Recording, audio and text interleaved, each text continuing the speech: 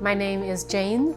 I am the owner of Maddie's Asian Fusion Cupcakes. We do Asian flavor cupcakes with no artificial flavoring, only fresh and simple Asian ingredients like fresh ube, pure pandan extract, organic matcha, just to name a few. Women-owned, women-run with the mission of encourage and empower a new generation of young women to use their voices and pursue their potential. My 3-year-old daughter, Maddie, is absolutely my inspiration. She inspired me to do what makes me happy because I want her to grow up doing the same. I want her to grow up, watch mommy build a business, become a CEO, and bet on herself. I want her to grow up to see the best of me.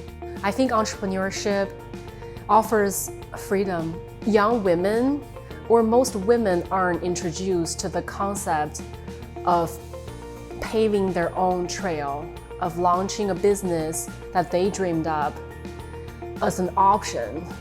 I never learned it for 30 years of my life, not in school, not from my parents. My husband was the first one to introduce that concept, that option to me. And after building our family restaurant together, I realized I just might have what it takes. I recommend to everybody this book.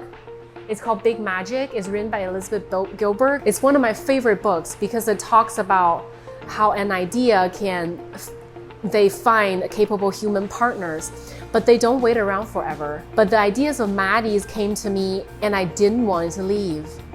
I had a lot of ideas before. I never was a corporate person. I left many jobs and pursued my own, but Maddie's, I didn't want it to be an idea. I wanted to have a plan and I wanted to build a profitable business. So I signed up for Business Builder, which was recommended to me by my husband, Jeremy. Our family restaurant was having some challenges, so he looked up resources and found Business Builder SBDC and introduced it to me. I was like, let's do it together. Let's ace it together. That all evolved on its own. I really had a realization of when you decide to give your dream a plan, things starts to fall into places on their own. You just gotta take that first action. Signing up for Business Builder was action 1. Starting to crack up books, I consumed all of these books in preparation of starting the business, just to have the comfort of knowing I have some knowledge and resources, so I'm not just throwing the dart in the air. Moments of doubt comes every day.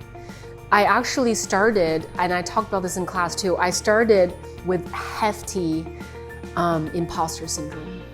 That knocks me down every day, just looking myself in the mirror and be able to say, you've got what it takes. Saying that to myself is hard, but do it anyway, every single day. Look yourself in the mirror and say, you've got exactly what it takes, especially women.